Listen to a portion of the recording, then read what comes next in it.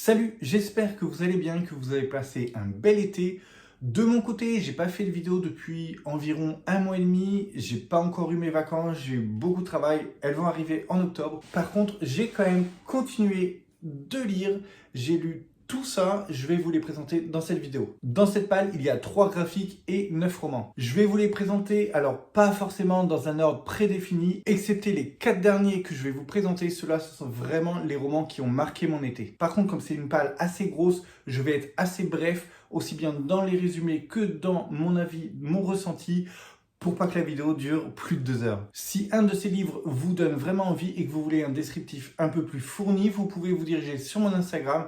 J'ai fait pas mal d'avis lecture sur quasiment tous ces livres et les autres ne vont pas tarder. Voilà.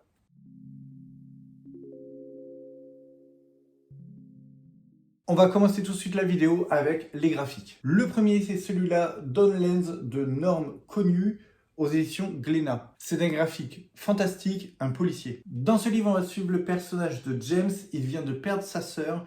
Avant de mourir, elle lui a dit qu'elle avait aperçu un grand chien noir et ceci est un signe de présage funeste. James va essayer de se remettre déjà de la perte de sa sœur et aussi il va commencer à enquêter sur ce fameux présage. Pendant son enquête, on va le suivre dans ce village où il y a beaucoup de traditions, beaucoup de folklore. C'est une histoire très mystérieuse, remplie de surnaturel, mais en même temps une très belle histoire parce qu'on va accompagner James dans ce processus de deuil. C'est vraiment une histoire très touchante, j'ai beaucoup aimé. Ce qui m'a particulièrement plu dans ce livre, c'est le style graphique. On a des pages avec des couleurs comme celle-ci, c'est très très beau. On a un effet aquarelle qui colle parfaitement avec cette ambiance un peu mystérieuse, encore une fois. Vraiment, j'ai trouvé que c'était très très beau et très touchant. Ensuite, j'ai lu ces mangas Calendula of Limbo de Agi aux éditions Anna Collection, le tome 1 et le tome 2. Ici, on est sur un boys love fantastique. C'est une série en 2 tomes terminée. Alors, j'ai plus beaucoup de souvenirs sur ces mangas, excepté qu'on va suivre un soldat qui est mort et qui se réveille au pays des limbes. Il va devoir... Ah oui, comme je vous l'ai dit, j'ai plus beaucoup de souvenirs. Il se réveille au pays des limbes, il va devoir protéger les âmes des morts pour expier ses péchés. Et forcément, il va y avoir une love story avec le gardien. J'ai oublié de dire, c'est pour un public averti, c'est un cadeau de manga, il les avait trouvés à la Japan Expo, parce qu'il sait que j'aime pas forcément les séries de manga qui vont s'étirer sur des dizaines et dizaines de tomes. Il a vu que là, c'était complet. Il s'est dit que c'était un cadeau parfait. C'était une lecture très rapide, assez simple. C'était un moment cool. Je crois que je l'ai lu en 2 soirées. Voilà, c'était assez sympa. Si vous aimez le yaoi et le fantastique, je trouve que cette saga peut être très cool pour vous. En plus, on a quand même des dessins vraiment très très beaux.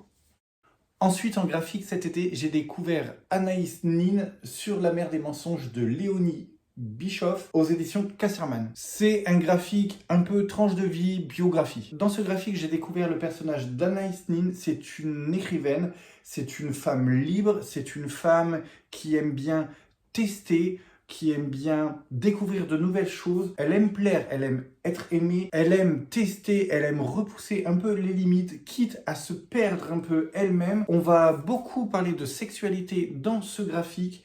C'était une lecture à la fois belle, douce, mais aussi remplie de sujets assez importants, un peu délicats. Quelquefois, j'ai même été surpris. Pour être honnête, j'ai été très surpris à un moment. Je pense qu'il faut quand même un peu se renseigner, par exemple, avant d'offrir ce graphique, parce qu'il y a des sujets assez délicats. Voilà, en tout cas, c'était très beau. C'était vraiment une lecture, comme je disais, assez douce, assez poétique. J'ai beaucoup aimé, par exemple, le style graphique. On a comme ça ce trait, un peu comme si il avait été fait au stylo, plusieurs couleurs.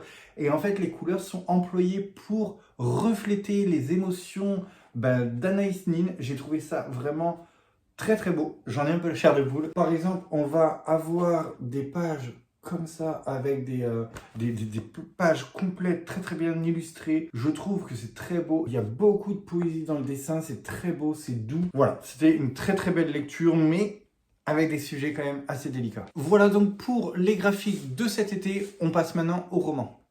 Le premier roman que j'ai lu cet été, c'est celui-là, Sommenval de Thibaut Evers. J'étais en train de chercher la maison d'édition, mais il me semble qu'il est en auto-édité. Donc voilà, le premier roman que j'ai lu, c'est celui-là. C'est un service presse. Je remercie encore l'auteur pour m'avoir fait découvrir son roman. Il est classé en horreur. Pour le résumé, ici, on va suivre le personnage d'Eliana, une jeune étudiante qui se réveille quasiment toutes les nuits à cause de ses cauchemars. Ceux-ci se passent tous dans son petit village d'origine. À l'occasion de vacances, elle va décider de retourner dans son petit village pour essayer d'élucider et de comprendre tous ses cauchemars. J'ai bien aimé l'ambiance générale de ce livre. L'auteur a réussi à y mettre une ambiance assez angoissante, assez prenante. Ici, on va parler de folie, de deuil, de famille. C'était une bonne lecture malgré les quelques longueurs dans le récit. Mais voilà, ça ne m'a pas empêché d'apprécier cette lecture. L'été dernier, j'avais lu Les Dents de la Mer. Et cette année, j'ai lu Les Dents de la Mer, deuxième partie. Cette fois-ci, c'est de Hank Sears aux éditions Françoisien. Comme vous pouvez vous en douter, il est classé en horreur. Pour le résumé du livre, c'est assez simple. Ça se passe 2 ans après Les Dents de la Mer, première partie. On se retrouve toujours à Amity Beach, cette petite station balnéaire. Et encore une fois, il y a un requin, mais cette fois-ci encore plus gros, qui vient perturber l'été. On va parler encore une fois de complot politique, à savoir est-ce qu'on ferme ou pas les plages, et de chasse aux requins. Comme je disais, ce n'est pas le même écrivain que pour le premier livre. Ça s'est pas forcément ressenti. L'auteur original étant fan des requins, on avait beaucoup d'anecdotes sur cette espèce. Et on en retrouve d'autres dans celui-là, c'est ce que j'ai trouvé très cool. Par exemple, à un moment, on nous explique pourquoi le requin va être attiré ou non par tel son, et des petites anecdotes comme ça, je trouve ça trop bien. À noter quand même que c'est un livre qui a été écrit dans les années 80, il y a beaucoup de remarques sexistes. Ensuite, j'ai lu La colline au gibet, Gibet Hill de Bram Stoker aux éditions Brajlon, dans cette belle édition bilingue. C'est un texte d'horreur gothique qui a été redécouvert 100 ans après sa publication originale dans un journal en 1890. Ici, on va suivre un personnage qui tente de s'échapper un peu de la folie de Londres. Il va se promener sur une colline et rencontrer 3 enfants mystérieux assis près d'une tombe. C'est un texte court, immersif. J'ai beaucoup aimé l'édition bilingue, justement. On a une page en anglais et la traduction en français juste en face. C'est vraiment mot pour mot. Donc j'ai trouvé ça très bien. Je l'ai lu en anglais. J'ai trouvé ça par moments un peu difficile, mais du coup j'avais la traduction juste en face. La préface est de Maxime Chatham, ce qui est bien parce que j'adore Maxime Chatham. Petit plus, il y a des illustrations pour accompagner le texte. Illustrations qui mettent bien dans l'ambiance, elles sont assez sombres. Bref, c'est une lecture que j'ai bien aimée, même si j'avoue, un petit peu plus m'aurait pas déçu. Pour le suivant, je suis allé chercher dans ma bibliothèque Monsieur Mercedes. Alors, c'est pas celui-là que j'ai lu, mais c'est celui-là, Carnet Noir, le 2e tome de la trilogie Monsieur Mercedes. Il me reste le 3e, Fin de ronde, à découvrir, mais là je vais vous parler de Carnet Noir. Donc, Carnet Noir de Stephen King aux éditions Le Livre de Poche, ou Carnet Noir de Stephen King aux éditions Le Livre de Poche. Oui, c'est parce qu'en fait, je vois qu'on prononce Stephen King et je sais pas, j'arrive pas, je dis toujours Stephen King. Donc j'ai fait les deux, vous choisirez celle qui vous va. Donc ici, on est sur un thriller, un policier. Dans cette histoire, on va suivre un écrivain qui est à la retraite. Il se fait cambrioler, on lui subtilise de l'argent plus des carnets noirs là où il continuait à faire vivre ses personnages. Justement, la personne qui l'a cambriolé, c'est un fan extrême, un fan un peu obsessionnel. Il veut savoir ce qui se passe pour un des personnages fétiches de ce fameux écrivain. Les carnets vont un peu disparaître, réapparaître. On va suivre ces fameux carnets tout au long de l'histoire. Ce qui est très cool, c'est qu'on retrouve le personnage de Bill Hodge et de Holly. Holly qui l'assiste dans la résolution d'enquête. J'ai adoré retrouver ces personnages, même si j'étais un petit peu triste parce qu'on les a retrouvés un peu tard. Je crois que c'était... Voilà. J'aurais aimé un peu plus, mais j'ai adoré retrouver ces personnages, surtout Holly. Du coup, comme je disais, il me manque le tome 3 à découvrir et après je pourrais enfin m'acheter et lire Holly, donc le roman qui est basé sur ce fameux personnage. J'ai bien aimé que l'auteur revienne sur ce concept du fan absolu qui déraille complètement. Je trouve ça très cool. Ça fait forcément penser à Misery que j'avais adoré. Cet été, j'ai enfin lu Le Maître des Illusions de Donatart aux éditions Pocket. Ici, on est sur de la Dark Academia. Dans cette histoire, on va suivre le personnage de Richard. Richard, il arrive dans une nouvelle grande école. Il veut intégrer une classe un peu particulière, composée d'un groupe de personnages un peu énigmatiques. Ils sont vraiment dans leur bulle, ils sont entre eux, ils étudient le grec ancien. Donc Richard va intégrer celle-ci, mais il y a plein de secrets, il y a des complots, il y a une ambiance un peu particulière au sein de ce groupe justement. Voilà, toute l'histoire va tourner un peu autour de ça. J'ai trouvé ça très captivant, un peu mystérieux, un peu sombre. Chacun cache un peu son jeu, c'était très intéressant.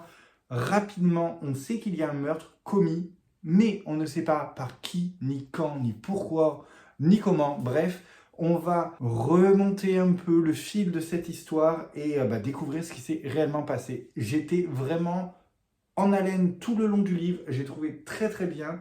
Je me rappelle que j'ai même entrecoupé ma lecture, parce qu'il est assez long quand même, avec un autre livre, mais je n'arrêtais pas d'y penser, j'avais hâte d'y revenir. Voilà, j'ai beaucoup aimé ce livre. Je n'ai pas pu m'empêcher de faire le parallèle avec If We Were Villains de ML Rio. Ici, c'est aux éditions Phibbs. Forcément, un groupe d'étudiants, une ambiance comme ça, Dark Academia, des secrets, des complots. Bon, voilà, j'ai pensé à celui-là. J'ai préféré Le Maître des Illusions. Il est plus long, plus complexe. Les personnages sont plus travaillés. Voilà, je suis content par contre d'avoir lu dans ce sens-là. Parce que si j'avais commencé par Le Maître des Illusions, peut-être que j'aurais été un peu plus déçu de celui-là, je sais pas. Bref, j'ai adoré cette histoire et je comprends pourquoi on le nomme comme référence dans la Dark Academia. De Donatart, j'avais lu Le Petit Copain, c'était dans mon book calendar. Autant la fin de celui-là m'avait pas forcément conquis, mais je suis content de ne pas m'être arrêté sur une mauvaise impression et d'avoir découvert celui-là. On va passer maintenant aux 4 livres qui m'ont le plus marqué pendant cet été. Dans mon dernier vlog, je vous parlais d'un livre que je venais d'acheter en librairie. Je l'ai enfin lu. C'était Le Grand Scandale de Hubert Gonnet aux éditions Les Éditions du Chemin de Fer. Dans ce livre inclassable pour moi, on va suivre d'une façon assez originale les confessions d'un curé qui a commis un meurtre horrible et les avancements de l'enquête. Pourquoi original? Parce que dans ce livre, sur la page de gauche, on va suivre le déroulé de l'enquête et sur la page de droite, c'est au même moment les pensées, les dérives de ce fameux curé. Pour être honnête, c'est le côté original de ce livre, la façon de le lire qui m'a vraiment attiré. La libraire m'a vraiment donné envie de le découvrir. Elle m'a expliqué qu'on pouvait le lire de plusieurs façons différentes, soit toutes les pages de gauche puis toutes les pages de droite, ou alors la façon dont je l'ai lu moi, page de gauche et directement page de droite. C'était un peu déroutant par moment, parce que, je cherche un exemple, voilà, parce que par exemple, on peut finir une page en plein milieu d'une phrase, on passe à la page de droite, il y a là, comme je disais, les pensées de ce fameux curé, et on reprend directement la suite de la phrase. Alors, quelquefois, je revenais un tout petit peu en arrière pour avoir le contexte. J'ai trouvé ça très immersif et vraiment, pour le coup, on est dans l'action au moment présent. J'ai trouvé ça génial. Ce livre se base sur un fait divers atroce qui s'est déroulé en France en 1956, mais là, ça a été très romancé quand même parce que le tueur, à la base, n'a jamais parlé, ne s'est jamais exprimé sur son acte. Donc, toutes les pensées de ce fameux curé sont inventées. En conclusion, c'était une très très bonne lecture. J'ai vraiment adoré ce livre, aussi bien pour le fond que pour la forme. C'était une très belle découverte. Par contre, c'était quand même assez dur par moments. Il y a des scènes vraiment écœurantes, choquantes. Ouais, faut vraiment s'accrocher, mais c'était une belle découverte. Cet été, j'ai également lu Miyarka d'Orlan Escoffier aux éditions Gother. Un roman fantastique gothique. Ici, c'est la réécriture de Carmilla de Sheridan Le Fanu sous forme d'entretien entre justement une vampire et une jeune journaliste afin de rétablir la vérité sur son histoire. On m'a demandé s'il fallait avoir lu Le Fanu avant de commencer ce livre-là. Je l'ai lu.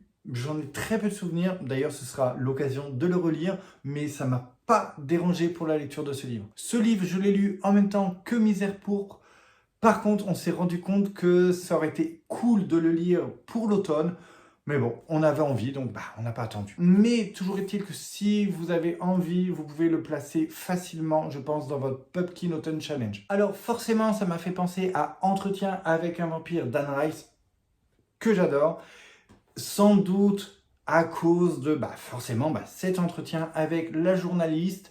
Voilà, la comparaison s'est arrêtée là, ça m'a pas plus dérangé que ça, mais j'ai trouvé ça assez drôle. Justement, ce qui est très étonnant dans ce livre-là, c'est qu'à un moment, je me suis fait la réflexion qu'il n'y avait pas le mot vampire. Alors, c'est décrit, c'est sous-entendu, mais il n'est jamais écrit le mot vampire. J'espère, enfin au moins, pendant une bonne moitié du livre, il n'y a pas écrit le mot vampire. Après, je ne pourrais pas le certifier, mais voilà. Comme dans les livres de Morgane Cossarieux, ici c'est très intéressant parce que finalement, les monstres ne sont pas forcément ceux qu'on pense qu'ils le sont. Ceux qu'on pense. Les monstres ne sont pas forcément ceux qu'on pense qu'ils sont. Non, ne sont pas forcément ceux qu'on croit. Ouais, voilà. Bon, bref, vous avez compris. Voilà. L'avant-dernier livre, c'est celui-là, On ira tous en enfer, d'Isaac Demont, aux éditions Arameau. Celui-là, c'est également un service presse que j'ai reçu de la part de l'auteur. Je l'en remercie encore énormément. Ici, on est sur un thriller. Alors, le résumé, je vais essayer pas trop en dire. Ici, on va suivre Will. C'est un jeune ado qui vit malgré le fait que son frère ait commis un meurtre dans un lycée, dans son lycée. Du coup, il doit vivre avec ça au quotidien. Bien sûr, il est pointé du doigt. Quand il passe devant des gens, il sait qu'on parle de lui. Il vit donc dans sa famille qui, pareil, commence un peu à éclater. Un jour, en triant ses affaires, il va découvrir une cassette enregistrée par son frère. Il va essayer de comprendre enfin pourquoi son frère a fait ça. C'est vraiment ce qui l'obsède, vraiment. Il va essayer petit à petit de remonter cette histoire, de comprendre ce qui s'est passé. Voilà, Will est forcément mal dans sa peau, il est plein de doutes, il est plein d'angoisse. Je vais pas vous en dire plus, je vais vous laisser découvrir le reste de l'histoire. Par contre, il faut savoir que c'est une histoire qui tient en haleine. C'est plein de rebondissements. Il y a énormément de moments très poignants. J'ai eu les larmes aux yeux, il me semble. Oui, j'ai même pleuré. C'est vraiment très très bien. J'ai adoré cette histoire. Elle est très bien construite. Il y a des choses que j'ai pas vues venir du tout. J'ai été très surpris. À un moment, ça m'a surpris, peut-être un peu moins plu, mais bon, c'est mon avis personnel. En attendant, c'était une très très bonne histoire, j'ai été bouleversé. C'est un texte très puissant avec un personnage torturé, plein de séquelles, et ça m'a ému, ça a beaucoup résonné en moi. Bref, c'est une histoire qui m'a marqué et je suis pas prêt de l'oublier. Et enfin, mon coup de cœur de cet été, N'invite pas la forêt à entrer de C.J. Drews aux éditions de Saxus. C'est un livre d'horreur, de fantasy, un très très beau livre. Voilà, vraiment un très très bel ouvrage. Dans ce livre, on va suivre 3 personnages. Il y a Andrew et Dove, sa sœur, et leur meilleur ami Thomas. Ils ont une relation très particulière, ils sont très fusionnels, surtout les 2 gars entre eux. Là, ils font leur rentrée scolaire dans cette école à la lisière de la forêt. Quelque chose a changé. On les sent plus distants les uns envers les autres. D'autant plus qu'on apprend qu'il y a un élément très important qui s'est passé l'année précédente. En plus de ça, les parents de Thomas ont mystérieusement disparu. Il est très vite suspecté d'être le coupable. Donc dans cette ambiance un peu tendue, Andrew ne retrouve plus ses repères. Il se trouve complètement déboussolé. Voilà, j'ai pas envie d'en dire plus. Je sais que là, ça ne rend pas hommage à cette histoire qui est complètement incroyable. Mais voilà, je préfère vous laisser découvrir. Il faut savoir que c'est un livre à la fois doux, puissant, c'est plein de poésie, c'est fantastique, c'est assez dur aussi, souvent, c'est souvent dur. Il y a des thèmes abordés très délicats. On va parler par exemple de sexualité, on va parler d'anorexie, on va parler un peu de tous ces problématiques mentales que des jeunes peuvent avoir, des adolescents peuvent avoir. Enfin vraiment, j'ai adoré cette histoire. Je l'ai dévorée en 2-3 jours, je sais plus. C'est un gros coup de cœur.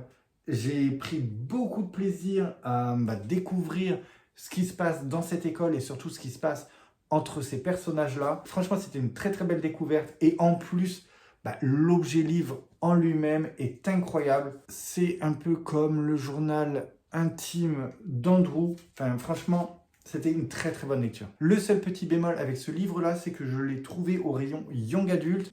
Je suis pas favorable à cette classification parce que je trouve que les thèmes abordés sont quand même assez forts. Ils sont en plus un peu romancés, il y a une espèce de douceur et je trouve que c'est assez délicat. Je pense qu'il faut avoir quand même du recul par rapport à toutes les problématiques qui peuvent être soulevées là. Je ne l'aurais pas placé en young adulte, mais bon. Voilà, je viens de vous partager toutes mes lectures de cet été. J'espère vous avoir donné envie d'en découvrir certaines. Maintenant, c'est à vous de me partager dans les commentaires la lecture de votre été, celle que vous avez préférée. Si cette vidéo vous a donné envie de lire certains des livres que je vous ai présentés, n'hésitez pas à m'en parler dans les commentaires. C'est la fin de cette vidéo, j'espère qu'elle vous aura plu. Moi, je suis bientôt en vacances et il est temps. Comme d'habitude, vous pouvez me retrouver sur mon Instagram. En attendant, je retourne à ma lecture. Allez, on y va, c'est parti. Ce village, côté surnaturel. Attends, je vous joue. Alors, ensuite, c'est Evers. Ah bah du coup, je sais pas c'est quoi la maison d'édition. Alors, il va me faire capoter mon histoire. Waouh, j'ai l'impression d'être au téléachat là, j'enchaîne. Allez, waouh, on enchaîne. Pourquoi original? Je gueule.